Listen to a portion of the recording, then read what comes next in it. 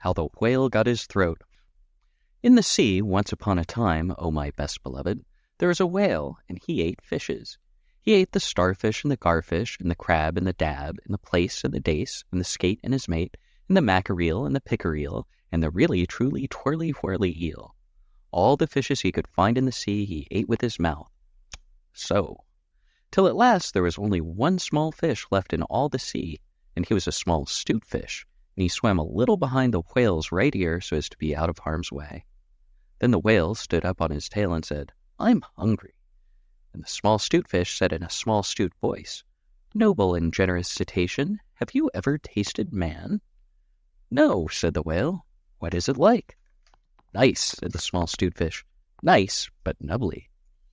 "Then fetch me some," said the whale, and he made the sea froth up with his tail. "One at a time is enough," said the 'stute fish. "If you swim to latitude 50 north, longitude 40 west, that is magic, you will find, sitting on a raft in the middle of the sea, with nothing on but a pair of blue canvas breeches, a pair of suspenders, you must not forget the suspenders, best beloved, and a jackknife, one shipwrecked mariner, who, it is only fair to tell you, is a man of infinite resource and sagacity." So the whale swam and swam to latitude 50 north, longitude 40 west, as fast as he could swim, on a raft, in the middle of the sea, with nothing to wear except a pair of blue canvas breeches, a pair of suspenders, you must particularly remember the suspenders, best beloved, and a jackknife. He found one single solitary shipwrecked mariner, trailing his toes in the water. He had his mummy's leave to paddle, or else he never would have done it, because he was a man of infinite resource and sagacity. Then the whale opened his mouth back and back and back, till it nearly touched his tail, and he swallowed the shipwrecked mariner and the raft he was sitting on, and his blue canvas breeches, and the suspenders, which you must not forget, and the jackknife. He swallowed them all down into his warm, dark inside cupboards. Then he smacked his lips, so, and turned round 3 times on his tail. But as soon as the mariner, who was a man of infinite resource and sagacity, found himself truly inside the whale's warm, dark inside cupboards, he stumped and he jumped and he thumped and he bumped, and he pranced and he danced and he banged and he clanged and he hit and he bit, and he leaped and he creeped and he prowled and he howled and he hopped and he dropped, and he cried and he sighed and he crawled and he bawled, and he stepped and he leapt and he danced hornpipes where he shouldn't, and the whale felt most unhappy indeed. Have you forgotten the suspenders? So he said to the 'stute fish, "This man is very nubbly, and besides he is making me hiccup. What shall I do?" "Tell him to come out," said the 'stute fish. So the whale called down his own throat to the shipwrecked mariner, "Come out and behave yourself. I've got the hiccups." "Nay, nay," said the mariner, "not so, but far otherwise. Take me to my natal shore and the white cliffs of Albion, and I'll think about it." And he began to dance more than ever. "You had better take him home," said the 'stute fish to the whale.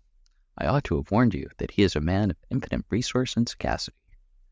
So the whale swam and swam and swam, with both flippers in his tail, as hard as he could for the hiccups, and at last he saw the mariner's natal shore and the white cliffs of Albion, and he rushed halfway up the beach, and opened his mouth wide and wide and wide, and said, "Change here for Winchester, Ashuelot, Nashua, Keene, and stations on the Fitchburg Road."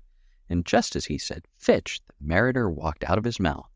But while the whale had been swimming, the mariner, who was indeed a person of infinite resource and sagacity, had taken his jackknife and cut up the raft into a little square grating all running crisscross, and he had tied it firm with his suspenders.